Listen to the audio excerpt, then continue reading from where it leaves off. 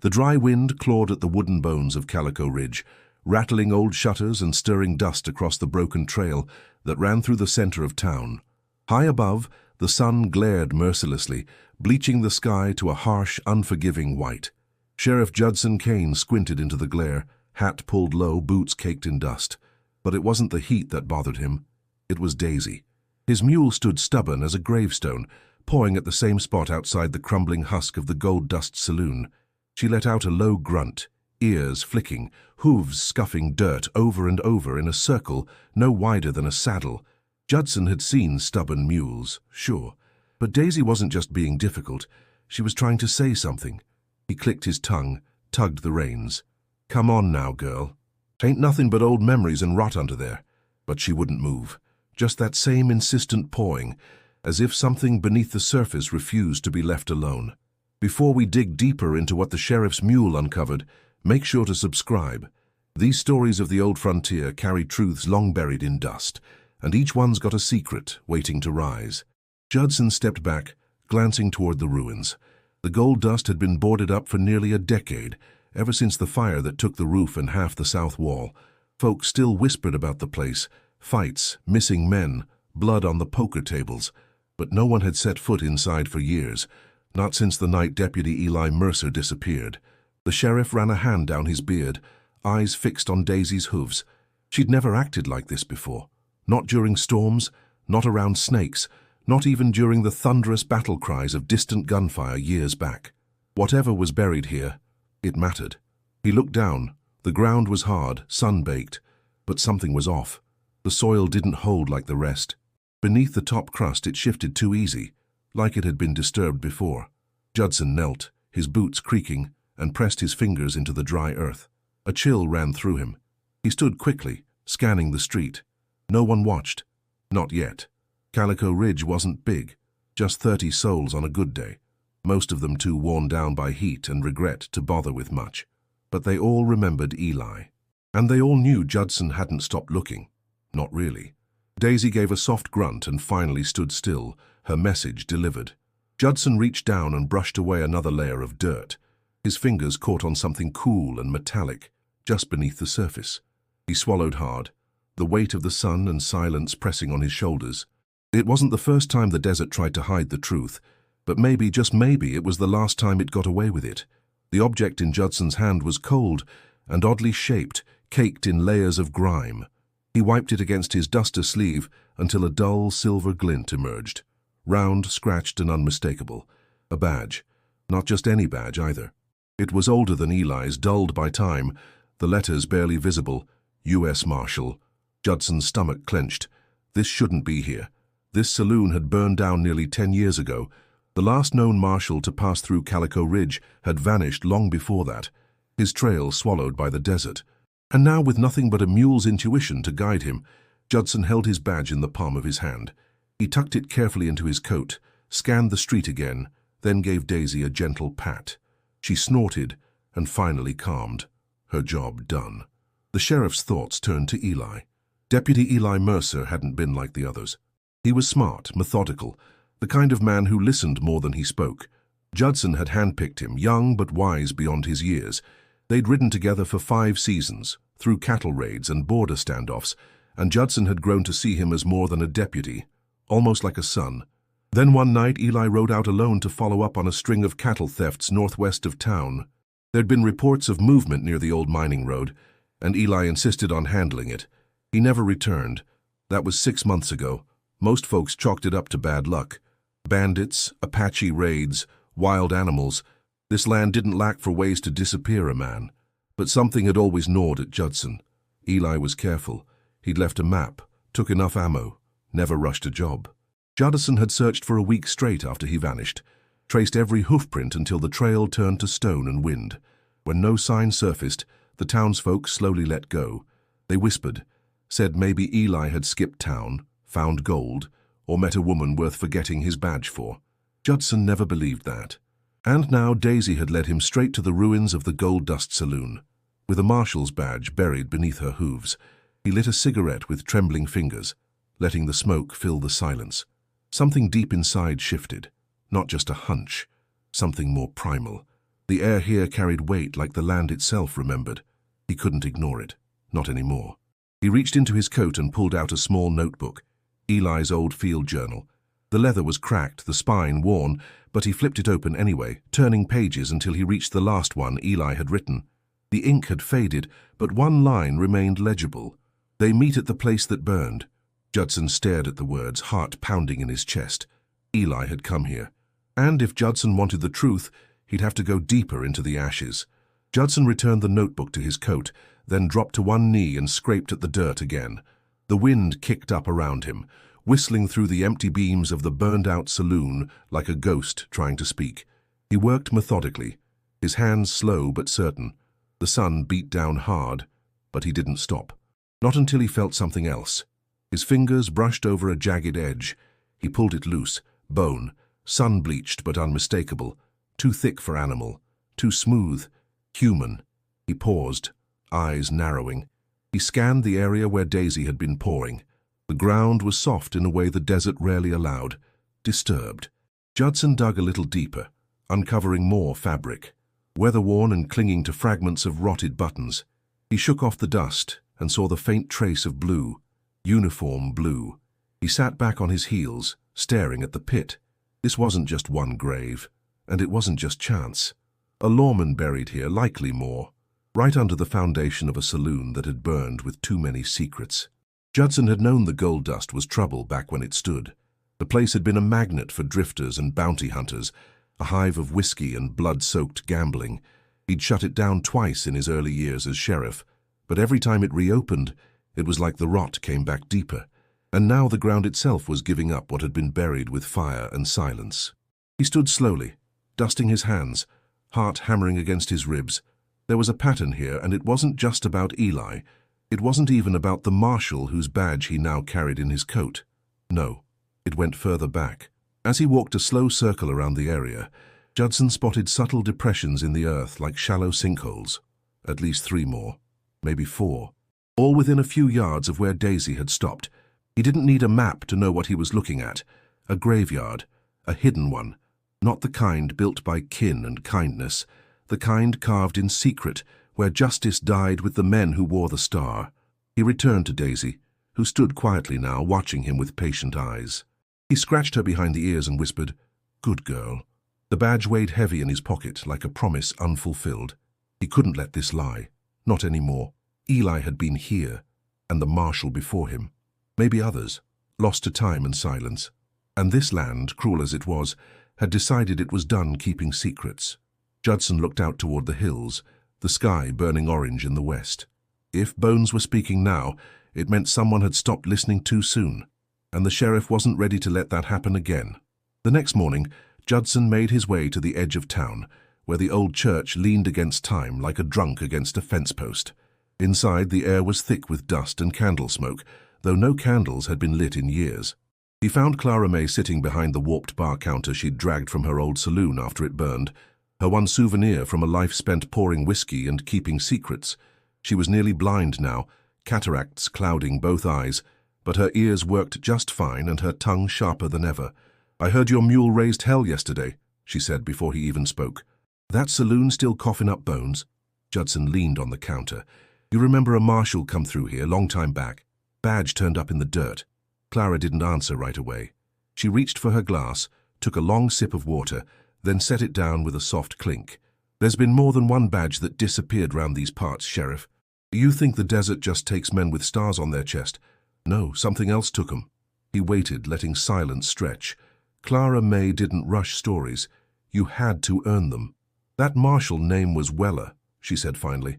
"Came looking for a gambler who jumped bail down in Yuma. Stayed 2 nights. Last anyone saw of him, he went to the gold dust to ask questions. Never walked out." Judson frowned. "That was before the fire. Years before. That place burned when someone tried to kill the truth with kerosene. Didn't work." She leaned closer, voice low. "You want a list of who vanished near that saloon?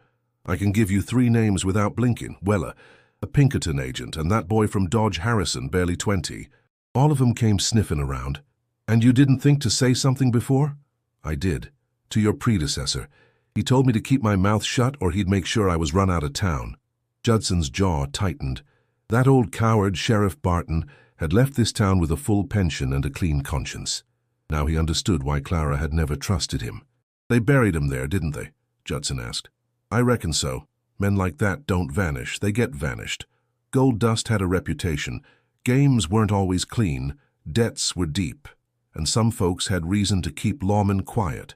Judson straightened, tipping his hat. "Appreciate your time. One more thing," Clara added. "You stir up ghosts, Sheriff. You best be ready to join 'em. Some people round here don't like the past dug up." Judson nodded and stepped out into the morning light.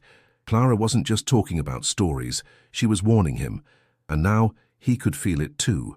Something was watching, not ghosts, people who knew what he'd found and wanted it buried all over again. That night, Judson sat on the porch of his modest home at the edge of Calico Ridge, lantern casting long shadows across the dry earth. The badge from the ruins sat on the table beside him, its surface dulled, but its presence sharp as ever. He poured a measure of rye into a tin cup, then stared into the distance where the wind carried only silence. He hadn't spoken of his brother in years. Samuel Kane had ridden off to war when Judson was barely 16. They'd grown up in Missouri, sons of a blacksmith, raised on duty and fire. Samuel wore the Union blue and never came home. No body, no letter, just a single telegram, missing in action. That kind of absence twisted inside a man, left things undone. Judson had worn his badge for 20 years, trying to fill the space his brother left behind, trying to be the kind of man who brought others home, and he'd failed. First Samuel, then Eli. He closed his eyes and listened to the creak of the windmill, the scrape of dust against wood. The air here held memories, the kind that didn't fade. In every crack of gunfire, every bootstep down Main Street he'd carried their ghosts. He rose slowly and walked to the shed, where Eli's things were still stored, untouched since the day he disappeared. He pulled open the door and stepped inside, the smell of oil, leather, and smoke hitting him like a wave. Eli's coat still hung on a nail, his saddle perfectly oiled, and his boots lined neatly in the corner. Judson knelt beside them and noticed something he hadn't seen before. One boot was missing a heel plate. Odd. Eli had always been meticulous. He reached down and tipped the boot, and something clinked inside. He shook it gently, and out slipped a brass button and a folded note stained at the edges. The handwriting was hurried but clear. "Found signs near the saloon. Not just cattle, something worse. I'll meet the contact tomorrow after sundown. If I'm not back, check under the burned floor." Judson's breath caught. Eli had known. He'd been onto something, and he'd come prepared. The sheriff stood in the darkness of the shed, the weight of the town pressing down on him. His whole life had been spent believing in justice, in process. But bones didn't wait for paperwork, and now the burden rested solely on his shoulders. He stepped outside again, the cool night brushing his face. Daisy brayed softly from the corral. Judson looked toward her, then down at the badge in his hand. "You brought me this for a reason," he muttered, "and I won't let you down." The desert had taken too many good men. It was time someone dragged the truth back from its grave. The next morning, Judson rode out before dawn. He knew who he needed to speak with first. Reverend McGrady wasn't just the preacher in Calico Ridge. He was once a man with a bounty on his head, before he found God and traded bullets for Bibles.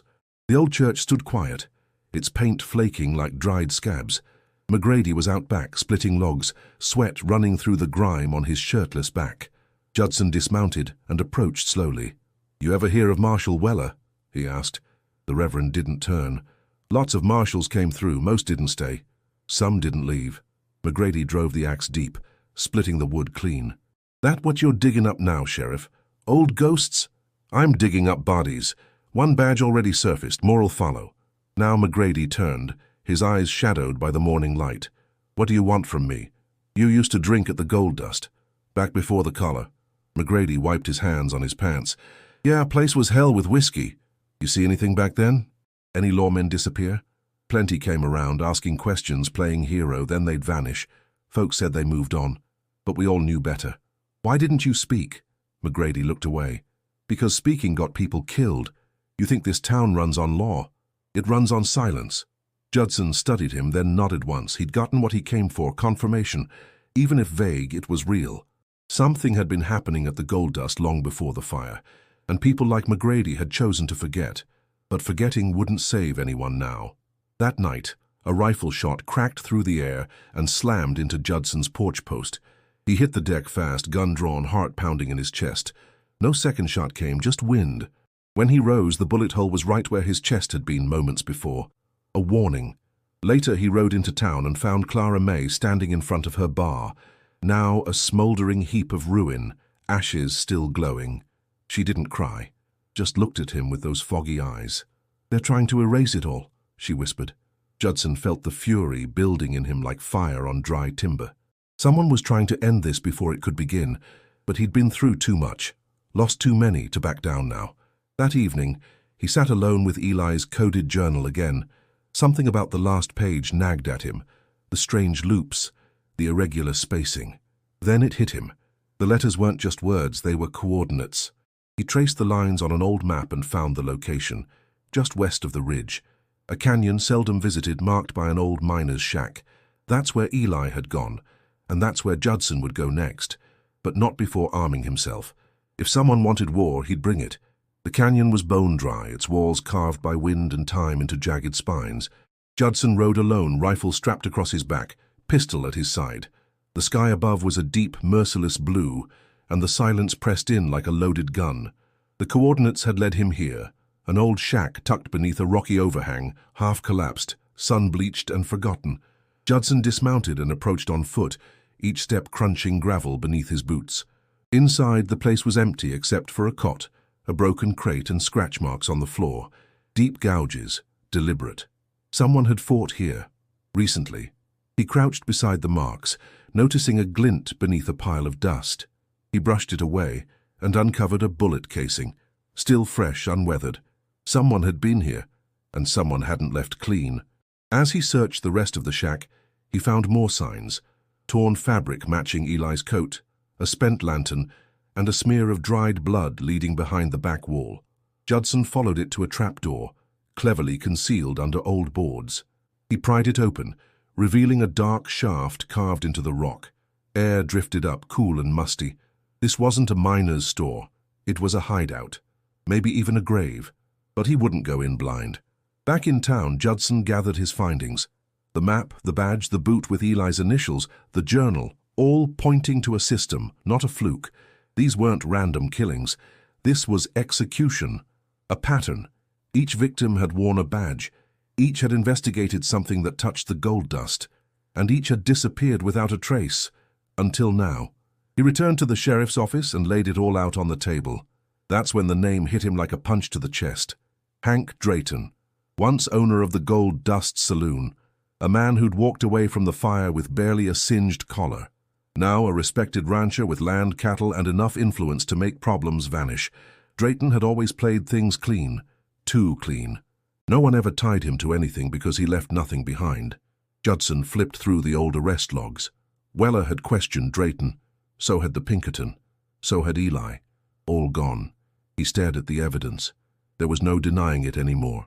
Drayton ran something under the gold dust. A bounty ring, illegal dealings. Whatever it was, it threatened to expose more than bad gambling. It threatened powerful men, and when lawmen got too close, they ended up in the ground. Judson's grip tightened around the edge of the table. This wasn't justice. It was murder with a system, and now he knew the name behind it. But names alone wouldn't bring the truth into the light.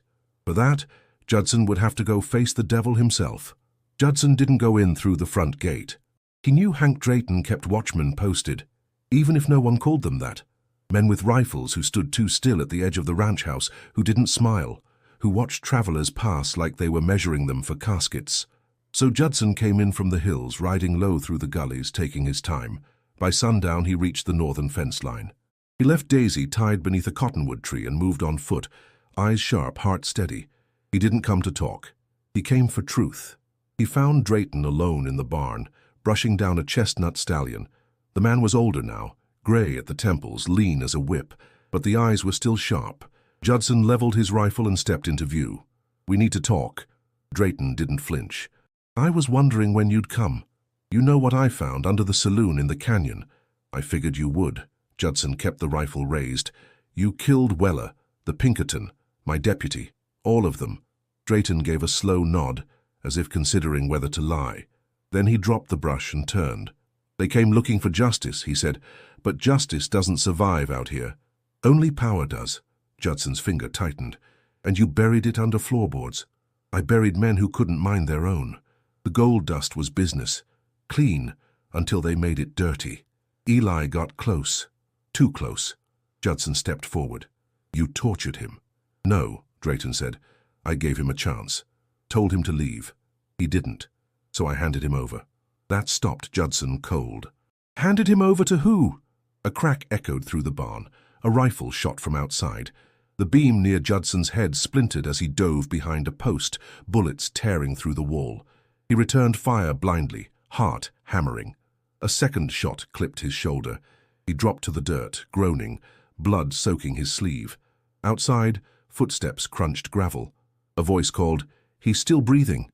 Drayton stepped into the light again, his face drawn and cold. You should have stayed out of it, Kane. Judson coughed, then grinned through the pain. You're sloppy, Hank. Burying badges, leaving journals. You got arrogant. You're gonna die out here. Maybe, but not quiet.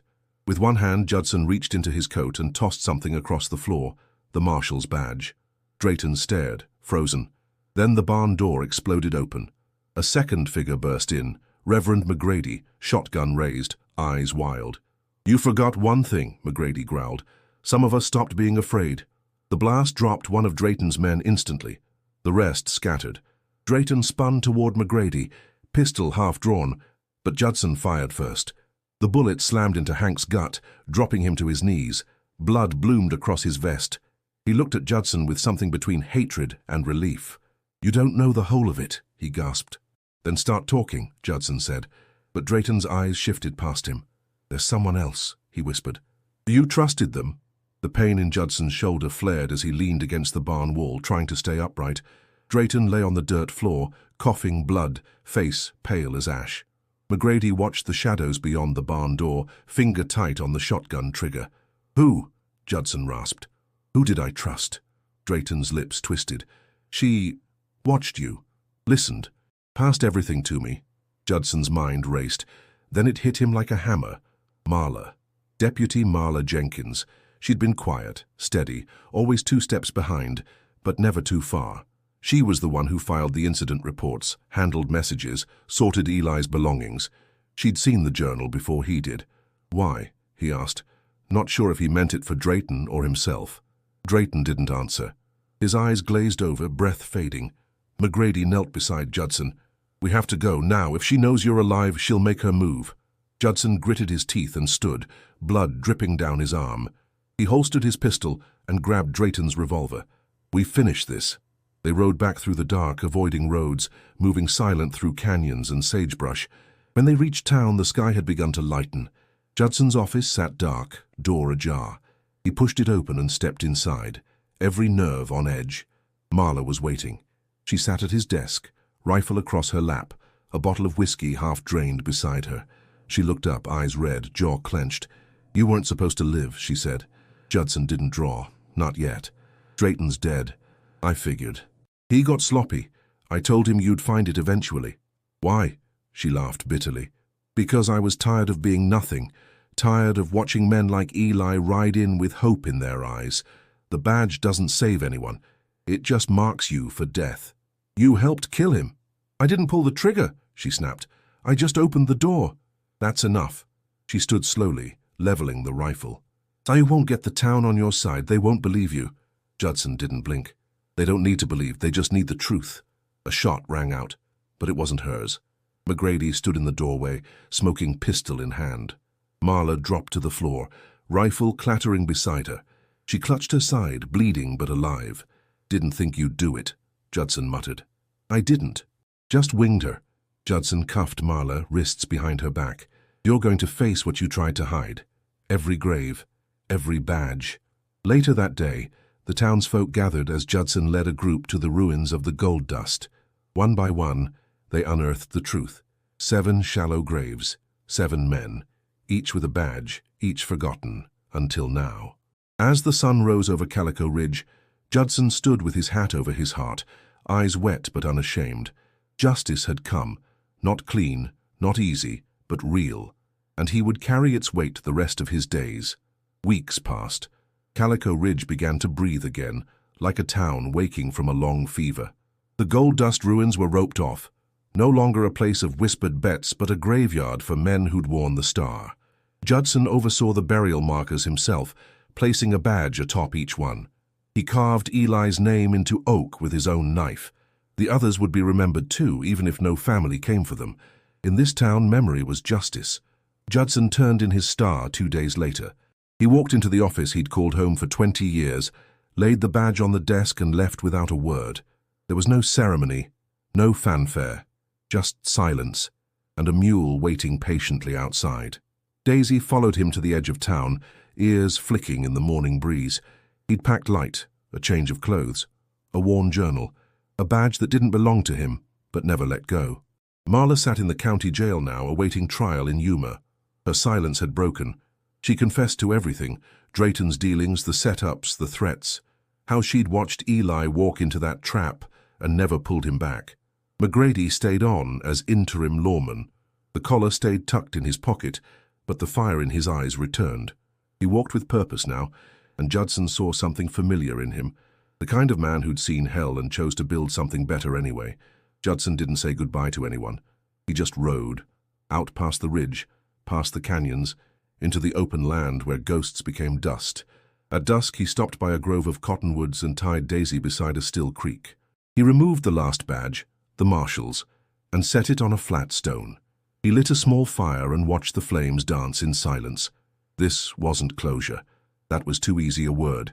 It was something heavier, like laying down a weapon you'd carried too long, like choosing at last to stop chasing the dead. When the stars came out, he looked up. "Rest easy, Eli," he said. "You're found." And with that he mounted up and rode west, not toward war, not toward revenge, toward peace. A kind of peace earned the hard way, through blood and bone and truth pulled screaming from the ground. Before you go, if this tale held you, if it stirred something in your gut or left a mark on your heart, don't forget to subscribe. We tell stories like this because they still matter. Because somewhere out there, someone still carries the badge. And if you want more, click the next video on screen. The next ride's waiting, and it starts with a whisper in the wind.